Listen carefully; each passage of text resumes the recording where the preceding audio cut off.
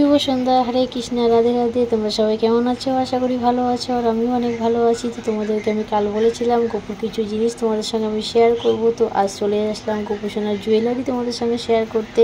তো এদিকে দেখো আমি পরপর সব সাজিয়ে নিয়েছি।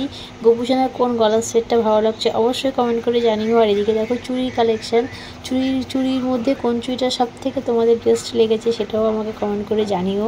তো আমার কাছে এই কটাই চুড়ির কালেকশান ছিল, আরও ছিল, সেগুলো ঠিক খুঁজে পাচ্ছি না কোথায় আছে। যদি কখনো পাই সেগুলো তোমাদের সঙ্গে শেয়ার করব। তো দেখো কত সুন্দর লাগছে দেখতে। তো ম্যাচিং করে করে ওকে এগুলো পরায়। এদিকে ছিল 3টে বাঁশি, আর গোপুর হাতে এই মুহূর্তে একটা বাঁশি আছে। আর এদিকে ছিল কানের সব কিছু, অনেক রকম কানের। তো কানের সেরকম একটা ওকে পরাই না, খুব গরম পড়লে কানের পরাই না। তো আজকে যেমন গোপুকে কিছুই পরাইনি।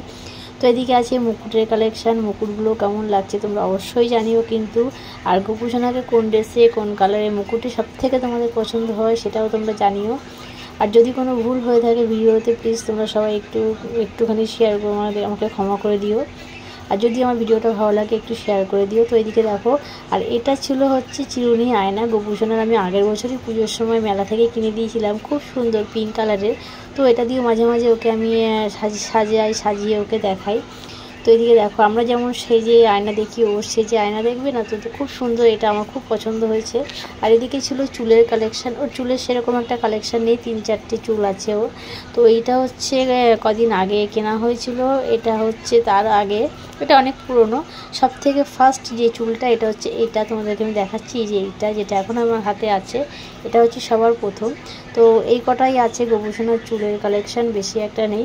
তো এরপর দিন তোমাদের আমি জামার কালেকশান দেখাবো। যদি ভালো লাগে পাশে থেকেও, দেখা হচ্ছে পরে ভিডিওতে।